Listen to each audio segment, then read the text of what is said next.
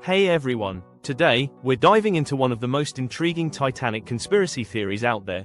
The idea that the Titanic was actually switched with its sister ship, the Olympic, and what really happened that fateful night in 1912.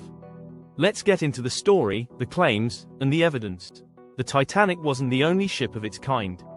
It was actually part of a trio of Olympic-class ocean liners built by the White Star Line, including the Olympic and the Britannic.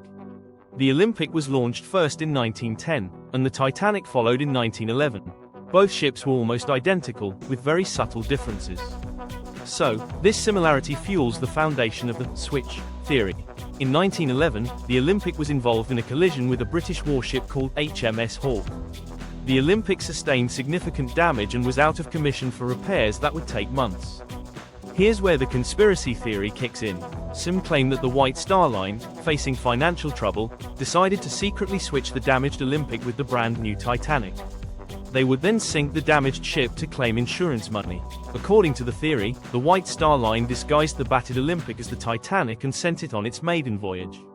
The sinking would be a deliberate act to cover up the ship's damages and avoid the massive repair costs. The real Titanic supposedly continued service as the Olympic, leaving the insurance companies to foot the bill.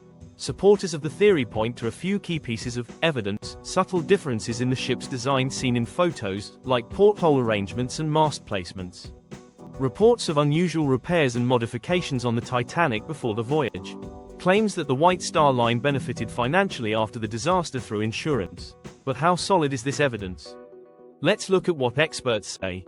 Most maritime historians and Titanic experts dismiss the switch theory as a myth.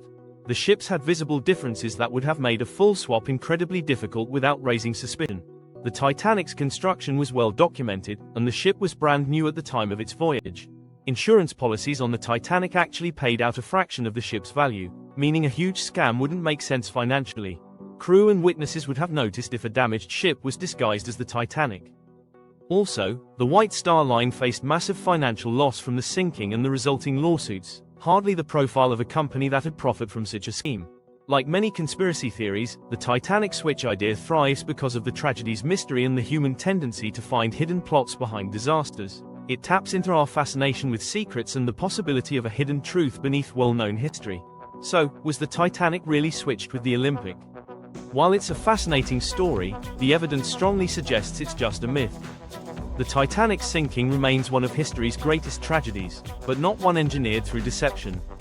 Thanks for watching. If you enjoyed this deep dive, please like, subscribe, and let me know in the comments what conspiracy theory you want me to cover next.